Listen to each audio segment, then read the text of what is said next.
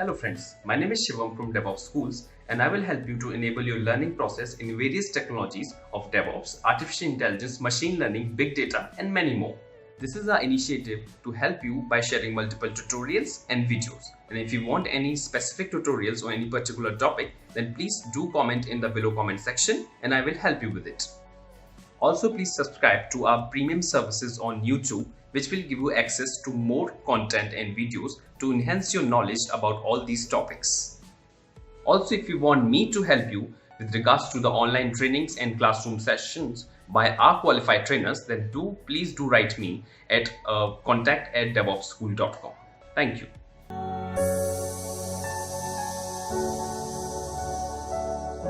Okay, so we have understood what is master, and then we have understood what is a worker also.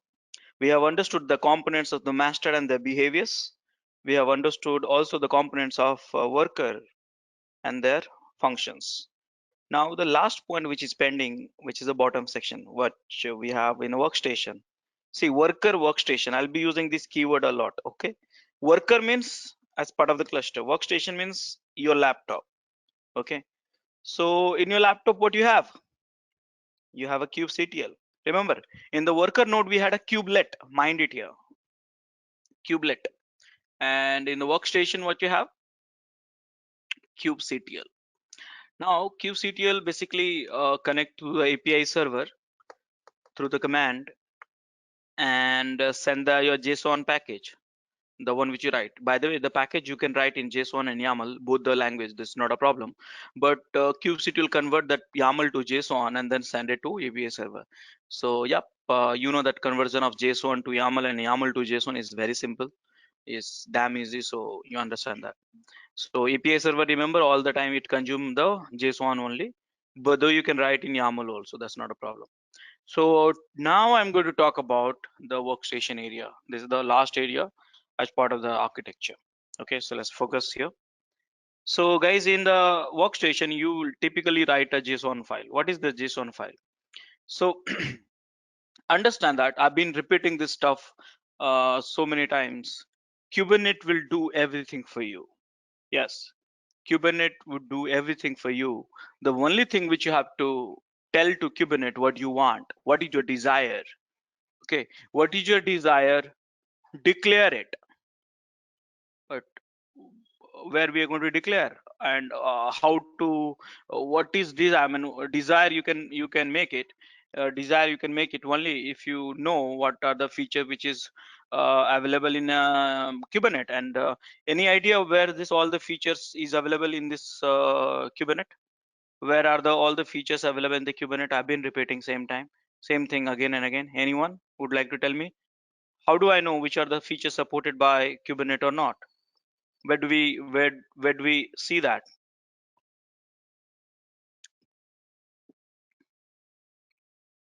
Guys, I'm asking. In the API server? Yeah, all the features you have in API server. Remember, I said very clearly, API server, it seems like a one component, but it has so many APIs. It is a server of APIs. Each API has certain features. So yes, whichever the feature is supported by API, supported by Kubernetes, you can find at the API server. So what is your desire? You have to know that. What are the features which is supported by Kubernetes? Express the desire and I mean declare the desire in a declarative language. So YAML and JSON is a declarative language. So desire, know the desire, express it, declare it the declarative model, and that's all. So see, look at it. I declare my desire in YAML or JSON. I send it to API server. What is your desire? What do you want? I want 3 pod. See, important thing, we don't know what is a pod. We don't know what is a pod, but few things we know that for sure is pod is instantiated by kubelet. Mind it. Please hear me out clearly. Kubelet. Pod is inside a worker node. Inside a node, you may have a multiple pod. Inside a pod, you may have a one container or multiple container. Pod get IP address from the kube proxy. These are the things we know that. But what is a pod? We don't know. We'll discuss later. But right now, what do you want? 3 pod of what? Nginx. And I'd express the desire in YAML or JSON, send it to API server, and then boom, we got the 3 pod. How did we get the 3-pod? You know that very well. API server stored that content in the KB store. Controller manager reported back saying that you don't have a zero, you don't have any pod of Nginx. API server said to scheduler, okay, go ahead, create a schedule 3-pod of Nginx. Scheduler assign the work to the node as per the affinity and anti-affinity. Scheduler node worker, you have a kubelet instantiate a pod. Kubelet ask Docker, hey, please fill the container inside it. Docker fill the container inside it. And then kubelet ask kubeproxy, hey, can you assign the IP address to this? And then pod got IP address and 3-pod you got up and running. You understand that flow, don't you? All if you're comfortable now? Yes, Rajesh. Yeah, suddenly something has happened. One node got disappeared. One node got disappeared. One pod got disappeared too. Now earlier the desire was 3, actual is 2. Desire and actual is mismatched. The moment the desire and actual is mismatched, within a fraction of millisecond, controller manager reported back. Remember I said controller always runs in the loop. So controller reported back to the API server, hey, I see only two pods. API server checked the cluster stored. Okay, I have a 3 desire, 2 you are reporting, 3 I have it. That means 1 is missing. Hey, scheduler, go ahead and schedule 1 pod, 1 more. And scheduler has scheduled the work to the worker node, and you know that will happen. So here, the 3rd pod got it automatically within a fraction of seconds. I repeat, actual and desire is in match. Your cluster is in state of what you had asked for it, and that all these things happened within a second. Okay, so the ultimate thing is, what do you want? See here, Kubernetes will give you everything. What do you want? One What do you question want? here. Yeah. Morning, we were discussing in terms of containers, right? So in Kubernetes, it's only pods we request for, or even you can go down to container level. That's not a job of Kubernetes. Here, remember, always I'm talking about, yes, in the morning I was discussing about the container all the time, but Right. but in this session I'm discussing about the pod. Why? Because here a container come inside the pod. So if you say 3 containers, 3 pod, basically you are deploying the 3 container. That's your ultimate objective.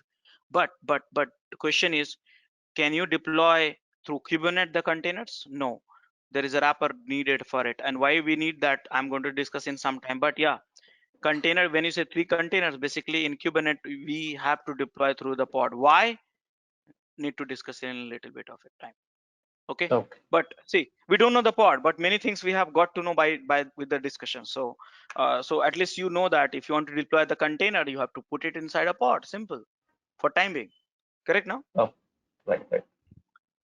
So, and pod get IP address from the kubeproxy. Please, I'm repeating multiple times same statement.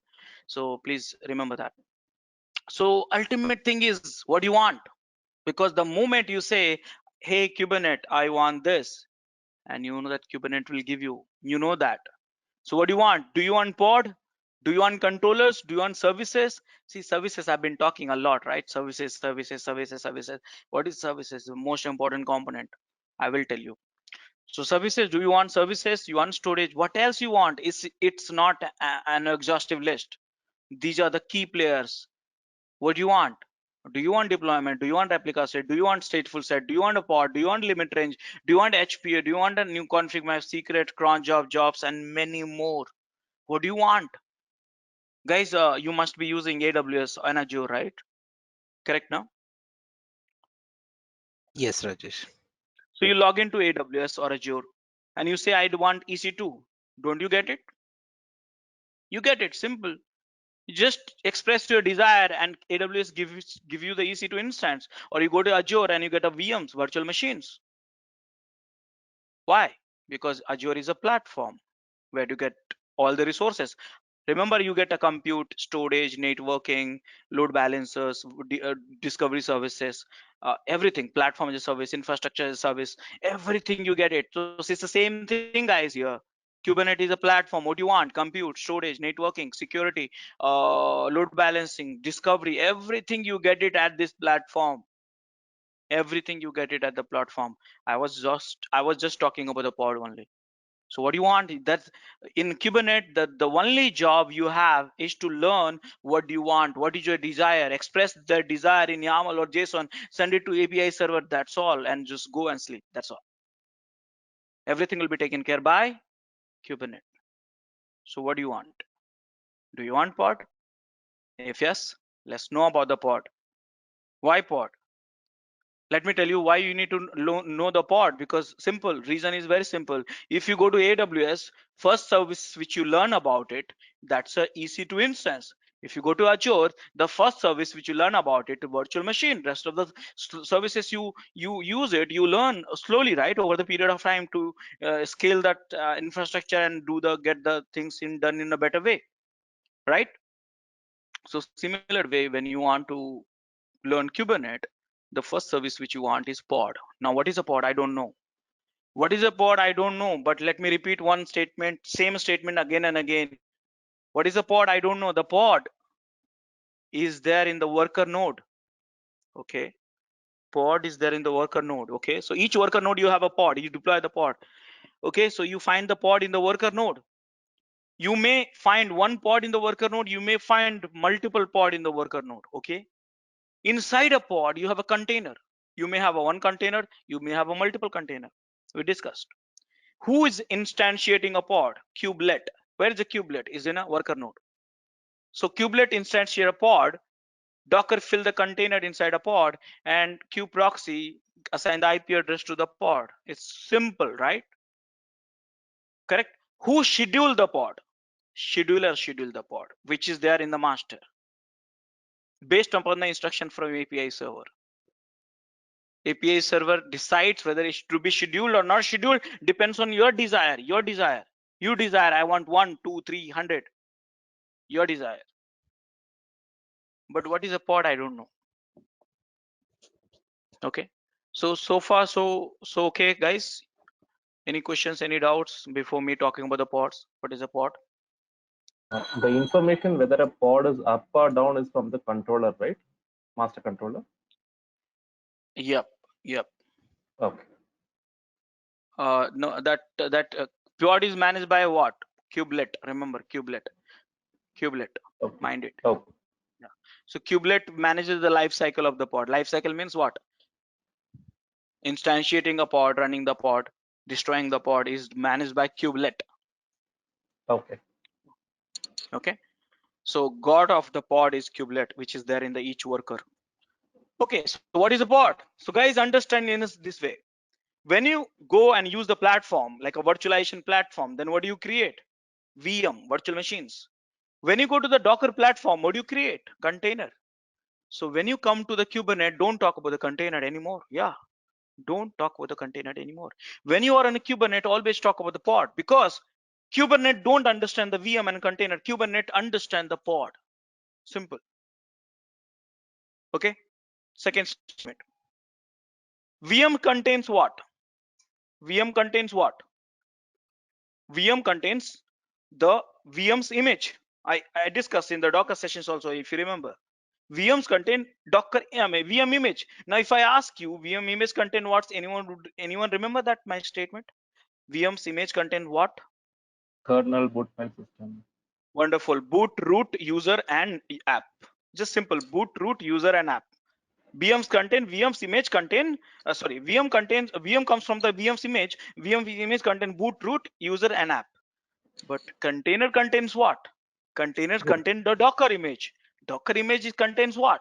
Root, user, and app. I hope you are getting my points, right? That's the reason I'm very particular about this pattern which I want to teach you. You have to remember that, which will help you actually a lot. So guys, VMs contain OS. Container contains the not OS from the root plus user plus this Docker image. So pod contains what? Pod contains simple container. Pod contains container. Third statement. VMs is running as long as the VMs is running as long as the operating system is running. Okay. If you shut down the operating system, VM will also get stopped. You should notice that. Why that there is a PID1 theory is there. I don't want to get into the PID1 theory because Docker I have not covered in detail, but yeah, actually VMs is running as long as the PID1 of that particular VM is running. Okay, that's a concept. Container is also running because of the PID1 of that particular container is running. But how come the pod is running? When we'll get to know the pod is running or not? So pod is running when the containers of that particular pod is running. See here the dependencies. So VMs has dependency on PID1, containers has a dependency on the PID1, but pod has a dependency on the PID container. That means if pod has one container and the container is running, the pod is running. If container pod has a two container, both the container is running, then pod is running. So that's a dependency. That's a so attached relationship. So what is a pod in simple way? So guys, pod is a atomic unit of scheduling at Kubernetes. That means when you go to the Kubernetes, you schedule the pod. Pod contains container. Container is running, pod is running. Pod is running, and you can access that applications inside it. Simple. Okay. So this is the atomic unit of scheduling at the Kubernetes platform. So guys, pod contains container, you know that very well. Pod contains multiple containers. We've been talking about pods here. What happens? See, I've been telling you in the Docker session, I've discussed a little bit of it. All the resources, when I say resources, please don't think anything else, but kernel resources. Okay. Whenever we say resources in the Docker discussion, in the Kubernetes discussion, resources means kernel resources. So here what happens, pod get allocated of all the resources. Yeah, all the kernel resources got allocated to the pod, and anything which get allocated to the pod, all the containers share that same resources. Okay, so network if get attached to the pod, all the containers share the same network. Mounts get attached to the pod, all the containers share the same amount, that can share the same amount. That's what it happens. So here you see this is called tight coupling. What is a tight coupling? When you run two containers together in one pod, for some reason, for some application limitation reason, this is called tight coupling. This is called loose coupling. Loose coupling means one pod, one container. Wonderful situation. See here, if I keep the 5 Nginx pod container, 5 Nginx container in one pod is wrong. 5 Nginx one Nginx container in each pod is right. Why is that so? You have to respond it. I'm waiting. Why one is wrong, one is right? Because if any container goes down in that left image, then pod will be down, right? Any other clarification? Same port. Yeah, same port. Remember, Nginx runs on 80 port. First scenario number 1. You can't run more than one Nginx in the same pod. Second scenario, if you change the port number manually, 80, 81, 82, 83, 84, but the pod get IP address, here container don't get IP address. So that means even though you're running a 5 Nginx, load balancing will be done only one of each. You know that, same port required, correct?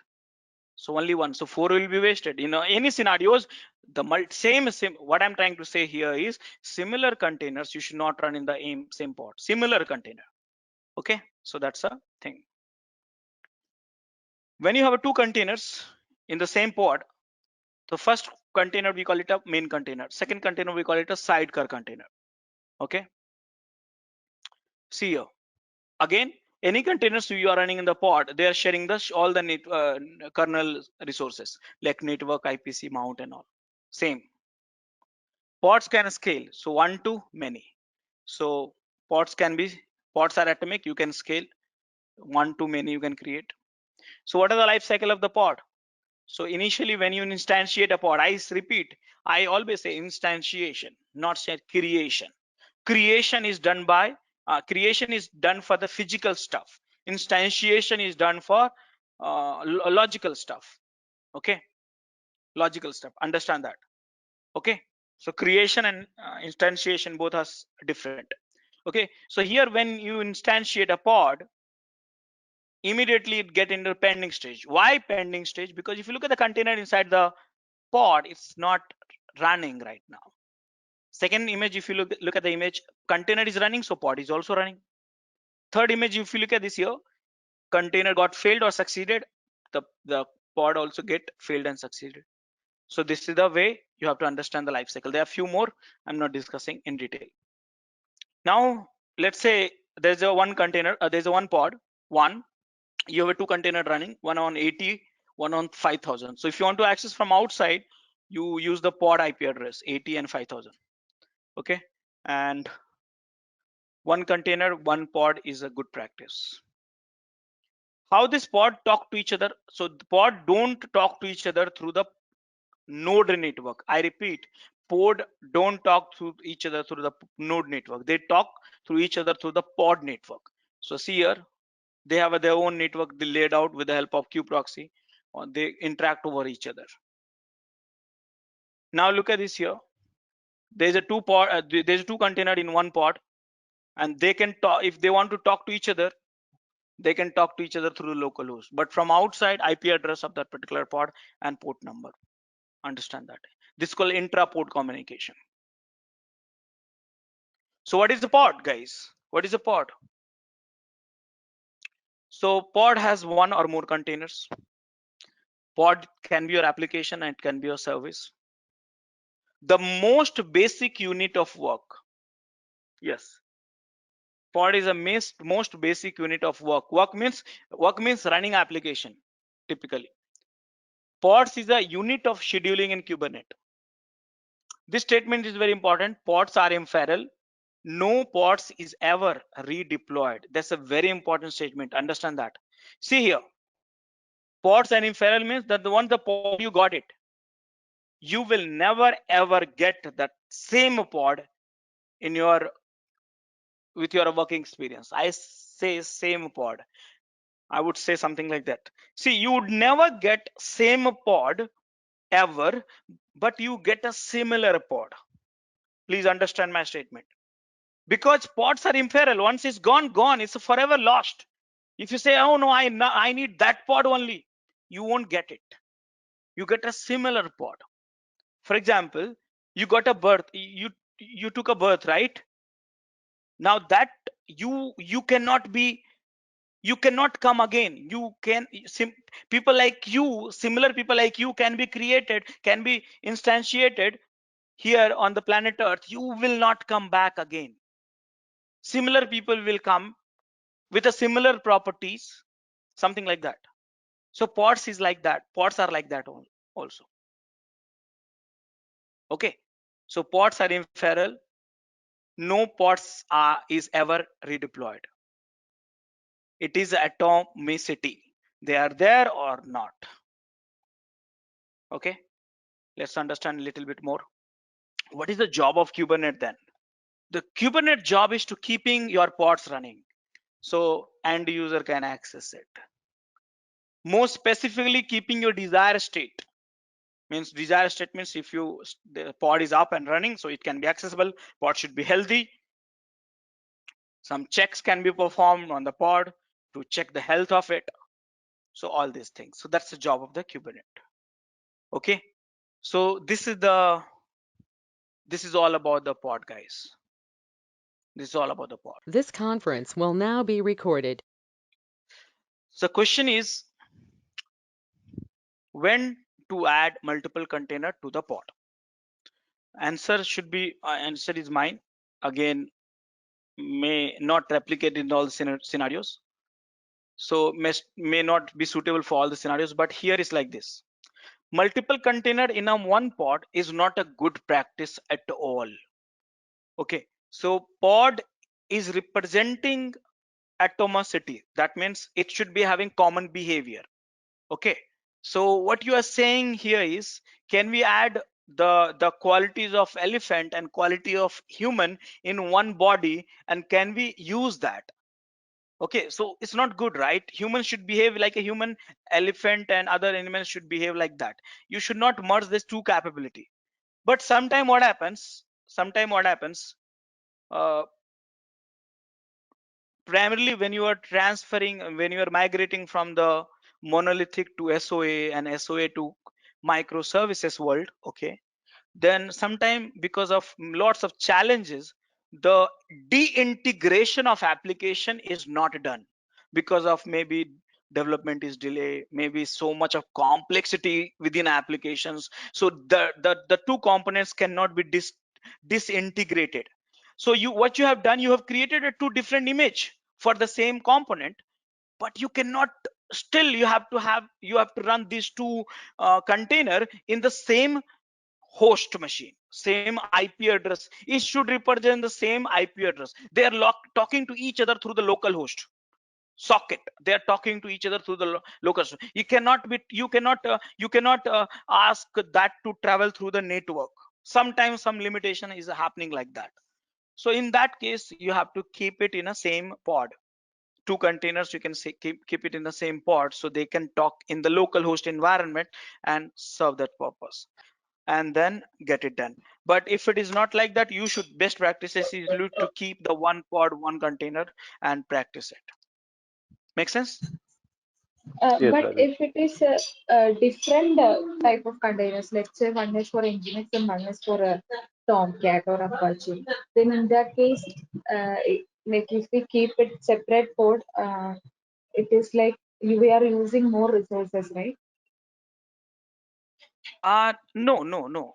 Pod is consuming almost no resources, because remember, pod is not running your application. Pod is just like a wrapper around the container to hold, managed by Kubernetes. So understand, the major resources is been used by your application. What is application in this case? Your application is your container. So either you run two container inside one pod, or two container, two pod. Two container, two pod, and each one of these one container. It's the same actually, because the burden of pod is too less actually, because pod is not running any application, it's just a wrapper. I'll tell you, it's like that. It's like a labeling. It's like the labeling. Let me tell you, it's like that. Are you the human? Am I a human? Yes, we both are human. It's a label, right? Human is like a label to the content, to us. But are we human? Is it a really object? No, human is, human is not object. It's a class. We both are object. We both are consuming the resources of planet Earth. So understand in this way. Okay, so container is consuming the resources from the host machine. Pods is just a way to manage those containers in a certain ways, a logical way. It's a logical way. It's not a physical entity at all. I've been repeating this statement again and again. Are you getting my points?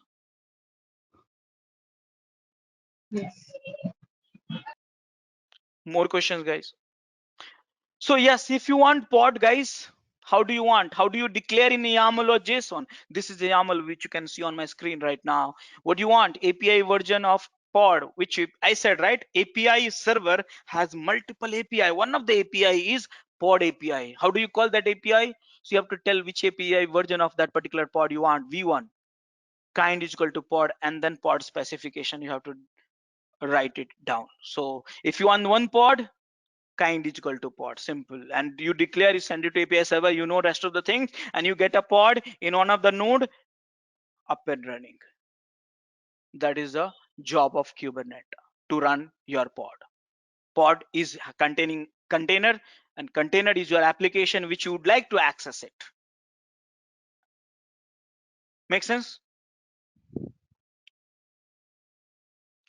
More questions, guys?